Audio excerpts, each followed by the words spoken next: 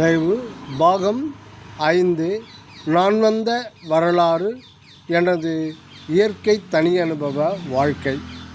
சரி, இதுவரை நாம் பார்த்தது நுண்ணிய அருவமான தனித்தனி விண் அணுக்கள் செறிந்த நிலையே அகண்ட ஆகாசபூதமாக உள்ளது என்பதை பார்த்தோம். இப்போது ஒரு குறிப்பிட்ட விண் அணுவை குறித்து அகவலில் குறித்த செய்தியை நம் தயாநிதி சுவாமி சரவானந்த அவர்களின் மூலம் அறிந்து கொள்வோமாக. அதாவது, அனாதியான ஒரு விண் அணுவானது காற்றின் அதிசூக்கும நிலை ஆகிய மின்காந்த புலத்தால் ஆனது. இங்கு ஆகாச அணு விந்து ஆகவும், அதாவது அகர ஒளிவெளி ஆகவும், அதில் நிறைந்துள்ள மின்காந்த புலம் நாதமாகவும் உள்ளது. நாதம் என்பது உகர ஒளி அலை.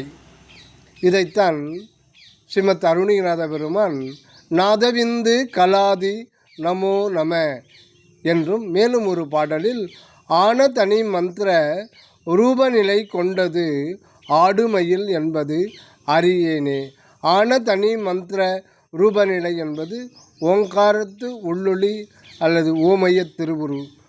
நாதமொடு விந்து ஆன உடல் கொண்டு நானிலம் அலைந்து திரிவேனே என்று பாடியுள்ளார்.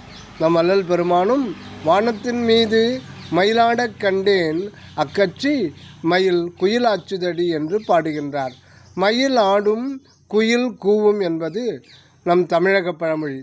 இது என்ன எனில், சிற்றபையில் உள்ளொளியாகிய நடராஜரின், அதாவது ஆடுமயில் திருநடனத்தால் உள்ளொளியே புறவுலகெங்கும் விரிந்து நாதவிந்து தத்துவமாய் உலகமெல்லாம் தோன்றி விளங்க காரணமாகிய பூத ஆகாச அணுக்களின் செறிவும் அதில் நிறைந்த மின்காந்த இயக்கமும் அகண்டமாய் எல்லையற்ற வெளிமுற்றும் நாதஜோதி, அதாவது கூவும் குயிலாக, நாதஜோதி மலையாக, அதுவே அகண்ட பொன்னம்பலம் எனும் பொற்றபையாய் உள்ளதாம்.